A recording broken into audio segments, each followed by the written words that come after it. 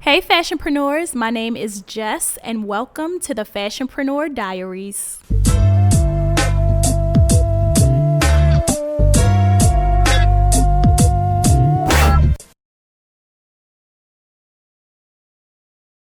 Hello Fashionpreneurs, welcome back for yet another entry. Today we are moving into entry number 7 of the Fashionpreneur Diaries. So excited because today's topic is called Mean Girls Have the Best Women's Empowerment Events. Yes, so I know you guys are like, oof, ouch, what's about to happen here? We're gonna talk about networking events. We're going to talk about how to find the proper events, what to consider, what contributions should be in the room, and just overall this era that we're living in of these events popping up every other day. And I want to make sure that you guys are aligning yourself because there are some great events and some great women and men that are leading and teaching, but there are some opportunities that are not always great. So today let's get into Mean Girls Have the Best Women Empowerment Events.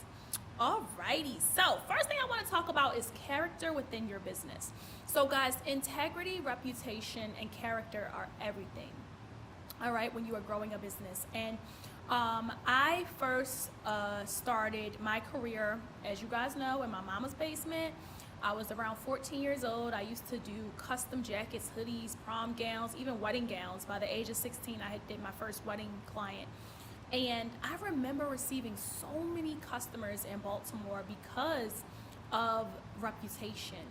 And a lot of new customers that I had coming my way were coming by way of poor customer service. And there were a lot of other designers in the city that were so talented, so great at sewing and designing and pattern making and creating experiences, but their customer service wasn't great, or their character was flawed. And I received a lot of customers because of that. One thing that I really like to hone in on was my customer service. I always like to make sure that my clients' custom orders were done at least a week to 2 weeks in advance. I like to make sure that I was following up, texting, calling, checking in. I kept great track of my customers, and I had a system in place for creating their designs. And I began to get a reputation, and word spread that there's this young girl creating these collections and creating these designs and creating experiences for women, and she was so young. And that's what people shared about me, and my reputation began to grow, and it was great. But there was also a time where I wasn't the best seamstress, and I remember making a couple of prom gowns, one in particular where the mother of the daughter had called me and said she needs her money back. This dress is not made properly. And I didn't know what I was doing. Honestly, I had made a new advanced design and it did not turn out well. And I had to give this young lady her money back, and I had to consider my character. There was another time where I made a flawless gown years later, and the customer, I followed up nonstop. She would not come pick up the dress. And she kept saying her mother's gonna bring her mom's gonna bring her, mom never bought her. And about a month later, she finally came and picked up the dress, and I told her, hey, if you guys don't come by 5, there's going to be a late fee. At the time, my goddaughter was around 2 years old. I had to pick her up from school, so it was imperative they were on time. They showed up at 8:30 at night. As soon as she walked in, as soon as the mom walked in, she said, I heard you told my daughter there's a late fee. I ain't paying extra. And we went upstairs to my showroom. The daughter tried on the gown. It was beautiful. The mother loved the gown. But she just kept talking about this late fee of $50 and letting me know she's not paying it. And I told her, well, there is a late fee. Had to make arrangements for my goddaughter. You guys have been telling me you're coming. The contract says there's a late fee. And it should have already been applied. Honestly, it's been $50. I mean, it should be way beyond $50 at this point, but there is a late fee. And I remember the mom yelling, and she tried to snatch the dress and walk out the showroom. So at this point, she was trying to get it for free. So I had to take the dress back, and I told her, if you want to find a dress somewhere else, that's fine. And she left so abruptly, and I remember all I could think about was my reputation at that time. what are my customers going to think if this word spreads that, you know, we had this discrepancy, or, you know, what's going to happen? What's going to be the outcome? And I remember that was the last custom order that I had taken, and I was so frustrated because I had worked so hard to build a great reputation, and I felt hurt by that. But I've seen businesses with way scarier stories to be told, but character in business is super imperative. And now that I'm older, that was probably when I was 17 maybe, but now that I'm 28, I have began to identify character in business, especially living in Los Angeles. Since I relocated from Baltimore, I've been able to identify things and kind of remove myself from situations. And you guys know, when it comes to women's empowerment events, there are a lot of events where you are simply there to feel empowered. And I remember my first speaking engagement. It was in Connecticut. I drove 5 hours from Baltimore. My friend Taylor came with me, and it was all about business development. And it was a very intimate group of about 12 attendees, and it was a great event. And I still am in contact with so many of those women. So it's a great opportunity for you to build and grow, but make sure that you are going to these events with the mindset of, what do I want to learn? Who do I want to learn from? And who am I here to connect with? All right. Now, character is something that you do not want to ignore. Don't ignore the red flags. You're building relationships at these events, even if you're connecting with another attendee. If you're noticing that they're unsure, their delivery is negative, they're not making you feel empowered, it's probably not somebody you should connect with, right? Don't be the person that does anything for money. All right. I have seen reality stars. I've seen people literally say, well, if the check is right, I'm in. And that cannot be your mindset, especially at these events. You can meet your next potential business partner at these type of events. And there's so many women having great events. Courtney Adelaide has the Boss Conference, which is an amazing conference that is, you will leave so inspired. I know Raven Jones, my old business coach, has the Prosper Conference, which is a huge event for women to grow within their spirit, mind, body, soul. There are so many people that have platforms like that, right? So make sure you're invested in events that are result driven, and do not be about the dollar. All right. So I have recently, I think last year, I turned down a deal for $180,000 deal to create a collection for a celebrity because their spirit was not aligned. And she told me, you know, this is what we're doing. That's what it is. And I started to come in contact with her character, and I realized my business cannot be associated with this character. God literally shut it down. And it wasn't hard. He made it easy to shut it down. And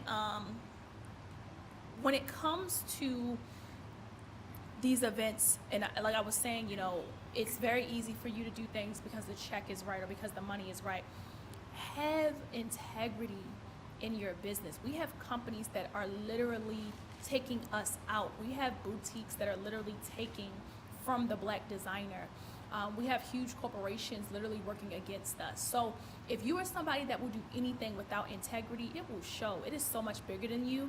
So when you guys are considering to connect with people that you meet at these events, do your research before you sign up for the devil's dime. Literally, like, you could literally be signing up for a workshop without doing your research and seeing if it's results driven. You could be signing up to be somebody's business partner or to collaborate with someone that does not have the same goals as you. That's simple.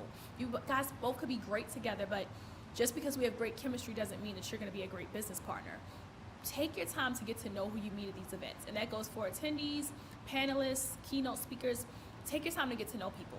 Now, when coming to these events and when trying to find the best events, I like to use a few different resources. Eventbrite is great. We all know about Eventbrite to find amazing events, but there is a website that I love called Guest of a Guest, and Guest of a Guest gives you the calendar to fashion events, networking events, VIP events. Another website I love is called Business of Fashion. It's basically the Bible of fashion.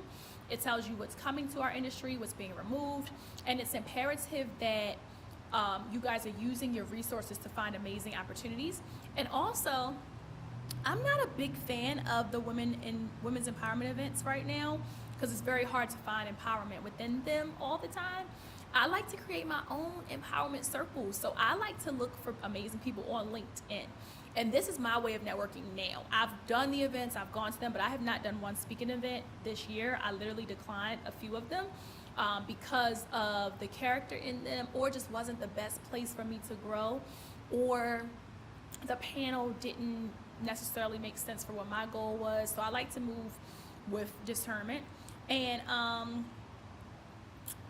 one thing I always like to consider when building a connection is I like to use my resources. So I like to use LinkedIn. And what I do on LinkedIn, guys, is I go through and I don't sleep on the underdog. I'll look for huge companies such as Dolls Kill, which is one of my favorite retailers to shop at, House of CB. If you type in the names to some of your amazing inspirations, you can find their resumes and you can find the contact for certain departments. And I like to connect with them and invite them to dinner, to coffee. I have a great connection with Fashion Go, which is a huge wholesale marketplace where I was able to have a meeting.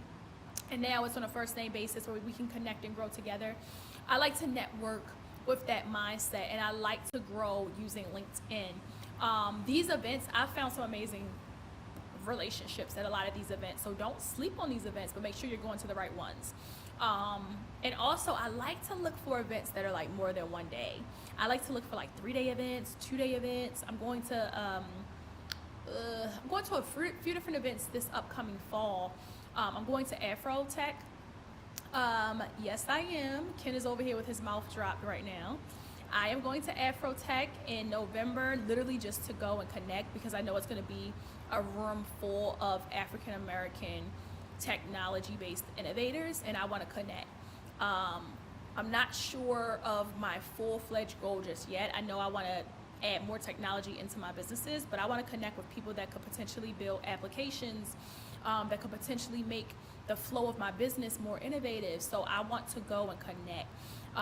So I like to look for events that have a great culture and a great community. I know that Blavity, Blavity is the media company that owns Afrotech. I know most of their events are amazing. I'm actually an influencer for an event that they also have called Summit 21, which is where they bring together Black creatives. And I like to go to events with a mission like that, not just women's empowerment. Like, we're going to leave empowered if you go for your mission. So I don't go to things just for empowerment. I go because it's tailored to needs that's going to grow my business and allow me to flourish within it. If you are going to places that your purpose reside in, you won't ever be confused about what you're coming for. So I want you guys to keep that in mind. I do think it is imperative that we empower each other every day and motivate each other every day. But make sure you're being empowered with women, and by people that look like you. And a lot of times we don't always know every person and all their flaws and all their character traits, right? So I'm not saying that every person that has an event is a mean girl. No. The whole purpose of this is for you to understand how to effectively network horizontally versus vertically. And for you guys to understand that you need to integrate yourself into your own opportunities to network instead of looking for these huge, massive conferences all the time that are based on women's empowerment. Now, when it comes to women's empowerment events, understand that it's a business. I literally have seen so many events pop up over the past couple of years, and it's imperative that you guys understand it's an industry, it's a business. These events are profitable, and you have to be very clear about who's being booked and hired to speak and pour into you. Do your research, and I'm not saying go off of everything you see on social and online, but do your research to get to know who you're invested in, and be clear about what information you take. I went to an event this past weekend, and I remember feeling like this panel gave me nothing I could apply to my business. They made it very personal, which is great. but it was just a weird panel. I can't explain it. And I encourage you all to make sure that you're asking questions and write your questions down before you go to these events. And like I said, continue to create your own opportunities to network and build, guys. It is going to be imperative to your success to create these opportunities. And like I said, their goal is to sell tickets, right? Their goal is to get you in the door. Make sure you're being fed. Make sure you're being fed. Make sure you're asking questions.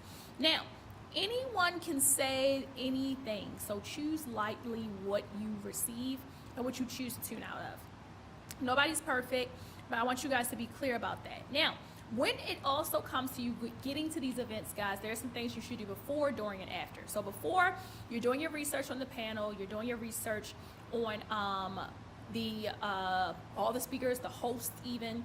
You're doing your research on who else is going. So sometimes you'll see people on the pages of these events saying, I'm going, I got my ticket, connect. DM them. Don't be scared to read comments. Say, hey girl, I'm coming too. Are you coming by yourself? Where are you from? Connect. You should already know someone going before you go sometimes because of that connection. So connect. If you can, connect. And write out questions that you're going to have for those panelists. Write them out. Now, when you get there, make sure that you are not fearful to ask those questions. Make sure that you are connecting not just with the panelists, but the attendees. Those are your people that are within your tribe. Make sure you're connecting with them. Make sure you're building. Make sure you're being yourself and you're being organic. Make sure you have your business cards. I know it's 2019, so I don't always have my cards with me, but I'm good for, girl, give me your phone. Let me give you my Instagram. I like to build organic chemistry-based relationships with amazing people at these events. So I like to just talk to people. If we have something in common, if I see you're dressed bomb, I'll tell you, girl, you look bomb, and we'll connect. What do you do? Tell me more. Here's my Instagram. I'll make sure they follow. I follow them. I'll save them as well. So what I do is I'll save one of their posts, and I have a collection within my Instagram of networking opportunities, and it's just people that work within major corporations or companies. It's people that I meet on LinkedIn, people I meet at events, and I go through and I follow up and check in with them and tell them it was a pleasure meeting you. I would love to connect. I send them audios and direct message. So that's what you're doing. That's what you're doing when you get there. But after, you want to do the follow-up, the emails, the DMs. You want to check in every now and then, and make sure that you're figuring out how you guys can grow together. If there's not an opportunity that arises right away, that's great. That might just be somebody in your network for the future. But make sure you're growing organically. I love to connect with the underdog. I am very passionate about the person in the room that is passionate for themselves. And I'm also very passionate about going up to the person that's very timid and scared and here alone, and I talk to them and build them as well. So make sure you're not just paying attention to the person that's the most popular in the room. Pay attention to that quiet person in the back. They probably have an empire on their hands, but they're a little fearful to share it. They're new to this community and they want to be involved just like you do. So I like to open that door. So make sure you are networking properly. So do not sleep on Business of Fashion, Guest of a Guest. Do not sleep on your local small business associations. There's an association for everything. You guys could join groups. There's a national association for anything, literally. And you guys can join those communities and join those groups. I also love meetup.com. You can build groups and communities around anything. You guys can meet up once a month at bowling to discuss fashionpreneurship, anything. So do not limit yourself to just these events. Create your own opportunities. Use these websites and resources I'm giving you guys to build and grow. So I think that'll be super, super useful for you all. And I want you guys to know that I am not perfect. I remember speaking at some of these events. Ken is sitting here looking at me like I'm crazy. I said, I'm not perfect. And he said, he's crazy. So I am not perfect. I have spoken at a lot of events, and I know what it's like to be the panelist as well as the attendee. I go to events and sit just like anyone else. But I have gone to a lot of panel events, and I've have people that won't speak to me before they know, who I am and what I do. And as soon as that panel's over, they run up to me, and I can't talk to every person. And I never had this said to me, but I know what it feels like to feel unheard. So don't always think that everyone's being mean that's on these panels that can't necessarily speak to you or can't work with you. Sometimes it might not be the right time. For example, I remember when I met Claire Sommers, founder and CEO of Fashion Bomb Daily, It was at an event in Atlanta. I was a vendor and an attendee, just like everybody else. And she got on that panel, and instead of standing in line and waiting to take pictures, I saw so many women just taking pictures and walking off. Nobody was telling her what they did, how they could work together. This is the founder of Fashion Bomb Daily, and you guys are fashionistas, right?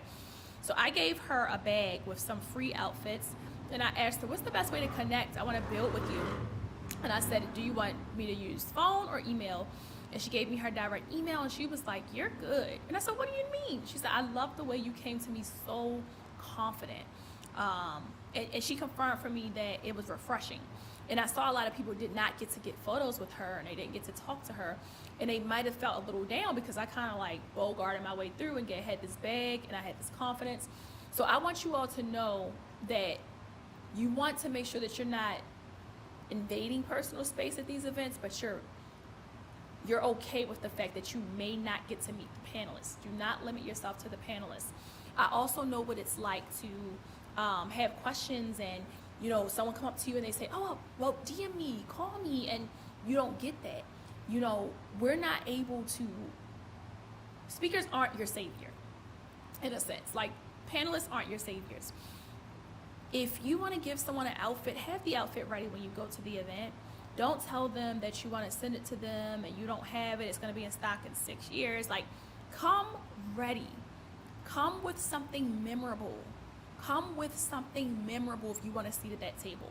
Some of my favorite people within my network, I have met them through going to events and being a vendor, being a attendee, and having the right questions and having a small gift. And simply reminding them what they have done for my career. So here we are about 5 years later. Claire Salmers she's done so much for my career. She has sent emails on our behalf to Fashion Bomb Daily. We get promotion, and we cross network. I was a sponsor for an event with Fashion Bomb Daily this past summer. I literally can text her and say, hey, I want to come to Fashion Week, and she'll have me on the list for 10 different shows. That is invaluable. Anything that woman ever needs, it is done. Anything that I ever need, it's done. That is a network. Make sure you are growing. Make sure you're building. And make sure you are using your resources. And if you want to connect, be clear about who you're asking to connect with you. I've had people ask me all the time, like, oh, well, can we go to coffee? And I know people that ask a lot of influencers, oh, I want to link up and do this and that. Be clear about what their business offers. I don't do a lot of meetups for like coffee and things like that, because I know that within my business, it's unfair because there are so many people that are invested, that have paid for that time. So it would be a disservice to myself and my business to do a lot of those things if it doesn't make sense. And I love to connect, I love to meet up, but I like to do it organically. Stop by our showroom and support. Make sure that you're invested into who it is you want to connect with. Buy an outfit from your favorite boutique before you ask them to take their time to teach you how to open one, right? Buy a coffee from your favorite Black-owned coffee shop before you ask them how to open a shop. And I think we put too much responsibility on making our responsibilities other people's, especially in the Black community, in business. I talked to someone a couple weeks ago. He DM'd me. This man is from Baltimore, and I know he moved to LA, and he had told me like, hey, I want to meet up for coffee. And I was like, oh, well, he said he wanted to talk about some opportunities and talk about fashion. I sent him a link to schedule a call with me, but it's not a free call. And he told me, sorry, but it doesn't cost $100 for a conversation. And I just let it go because certain people do feel that way. And a lot of people feel that, oh, because we're from the same city, you got to do this for me and we got to do that. Time is the most valuable asset that you have. You cannot get it back. So if you are giving 3 or 4 hours away, literally, you have to make sure you're planning for that. And I love to give. I love to have VIP days. I love to give to children. I love to give at my church. I love to offer how I feel led to do it. So do not put the responsibility on these people. And I see that I have to stand up for my women right now. I see that a lot of women that speak at these women empowerment events are always called mean and nasty, and I didn't like my experience with her. Is it because she didn't give you what you wanted? Is it because she didn't make your business her responsibility? I remember when I was 16 years old, I hired some models. I was a finalist for a show that was about to come out for fashion businesses and fashion business owners. I wanted it so bad. And I remember I hired this young lady to be a model, and she modeled for me, and she told me, I want you to help me with my modeling career. And I told her, well, if I have any other opportunities that you're a good fit for, I'll definitely hit you up. And she was like, okay. And we went to eat after the photo shoot. And we went to eat, and there was an older man, probably like in his 50s. And mind you, we're like 16 to 17. And he's across from us. And the girl that was the model says to me, she was one of 4 models. She says to me, oh, that guy, I told him to come here. I met him at my job. He asked me, do I like to make money? And she was working at Wendy's at the time. And she told me, the guy said, do you want to make some real money? And she said, yeah, she wants to make some real money. And she said, well, that's him. I told him to come up here and meet with us. And I said, why would you put us in that situation? You don't know this man. He could be literally offering you death, and you're about to take it. So we had to explain to her, you know, the importance of protecting yourself and making good decisions in this industry. And she was telling us she wanted to go to Paris soon. And I was like, you could end up dead if you make these type of decisions. So we had to continue to walk off. I had to like walk past the man and tell him like, hey, she's not going with you. I don't know what your whole MO is, but she's not going. And I remember being so scared because that man literally was just, he looked angry. It was just ridiculous. Like, I couldn't believe she put us in that situation. And after that, she started emailing me like every few days, like, you know, are you going to help me with my modeling career still? And I'm like, I told you if I have opportunity, you know, definitely I will contact you. She kept messaging me, and one day she sent me the longest paragraph telling me, you said you were going to help me with my modeling career. You have not hired me for a shoot. You've done a couple shoots after that. I was supposed to have those opportunities. I wrote her back the simplest email, and I explained to her, we'll never work together ever now. It's not my responsibility to put you in position. I can't. I'm still trying to put myself in position. I'm like 17. I literally am trying to develop my own business. And a lot of people at these events have that same mindset where a lot of people feel like, hey, you're supposed to put me in position. You are supposed to help me. Help and doing for is 2 different things. It is not the responsibility of these panelists and these amazing, successful women to put you in position. That's not their responsibility. You have to understand that you cannot keep going to these events looking for a savior. Stop calling women mean that are speakers and that are pouring into you because they're not in position to simply stop what they're doing and fix it for you. And if what's for you is for you, you have to do it. Would you even want anything that was given to you that easy? You have to be willing to invest. Buy the ticket to the event, connect and build with the people that are there, and watch you all flourish together. So keep that in mind, guys. I just wanted to say, you know, when I say that, you know, Mean Girls have the best women empowerment events, it's really to tell you that a lot of these women aren't mean. They are building empires. They are here for a job. They have a lot of responsibility, and you're putting a lot of responsibility on them without even being clear of what you want. So be clear about your goals. And a lot of Mean Girls do have events. So be particular about the information that you do receive and how you perceive it. But most of the time, I think it might just be misconstrued, and we're not coming in as attendees prepared for the opportunities that are on the other side of the door. All right, so now for question time. First question, how do you create a great network within this industry? It seems so cliquey and I don't feel wanted. So someone DM me this. And when it comes to developing a network, again, I built my own, and I built my own not through necessarily events. I'm the person that will message you and say, I want to connect with you after the event. Hey, I know you're in town this weekend. Let's connect. This is what I can do. This is what I do. Also, I see how you can say it feels cliquey. Social media does allow things to create cliquey, like situations. But why would you want to fit into anything that feels enclosed? That should never be the goal. I see women all the time that say like, oh, I would love to hang with you and your friends, and I would love to do that. Do you really know us? You know, is that really where you need to be right now? Is hanging out and having fun? Or, you know, do you know this person's character? There are a lot of influencers that are mean girls. I promise. I've been around them. There are a lot of people that are worshipped online that do not have positive vibes that they post and advertise. Get to know people's character through connecting through events, and you be a judge of that. And your goal should never be to be a part of something that you feel like won't let you in when it comes to relationships. And build your own tribe. There are new generations coming every single day. Build your tribe through LinkedIn, and there should never, if it feels like a clique, it is a clique, and you won't want to be a part of it. You have no idea what lives within that clique. All right, so don't focus on that.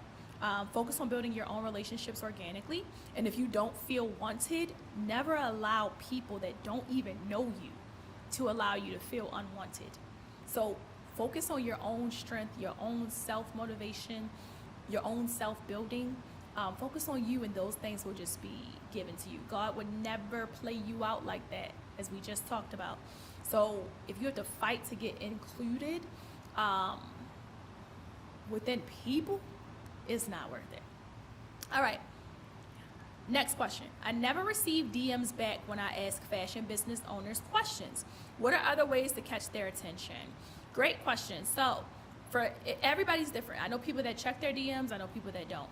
I like to send emails. I'm old school. I like to email, and if I do DM, I send an audio. See, you can read a DM without opening it, and then you can just delete it. Audio, you have to listen. So, cheat code. Audio, people. Let them hear your tone. Let them hear your voice. They can hear your character through that phone. If I'm sounding bubbly and fun, hey girl, my name is Jess. I'm the founder and CEO of this amazing clothing line. I wanted you to shop. Here's 10% off. I sound excited. I sound happy. I sound inviting. Let people hear you. It goes a long way. A conversation starter is that audio. So try audio and DM. Also, email people and be ready. Don't just email and say, hey, I need help. Let them know how it's a mutual benefit. A lot of times within these networking spaces, there's not always a mutual benefit. That's why it's so important that you network next to you instead of to the higher ups right away. Make sure that you are connecting with people to the left and right of you, letting them know, hey, this is what I would like to do. This is who you are. This is who I am, and this is how we can integrate.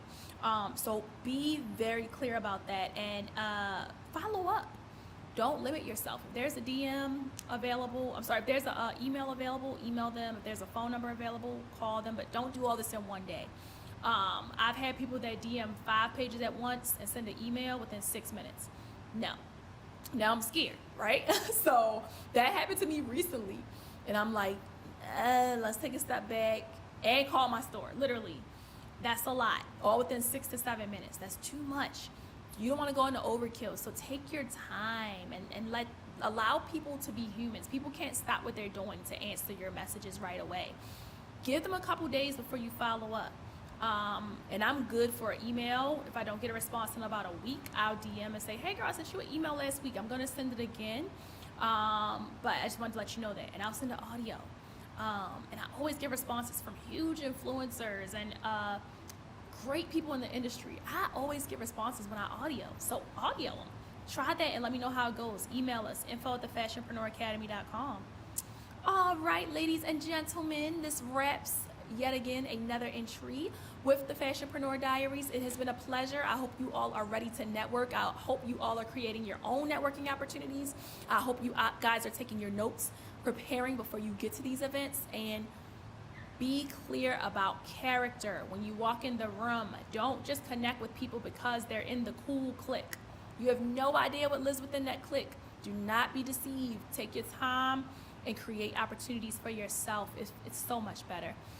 So yeah, I will talk to you guys within the next episode. Have a good one.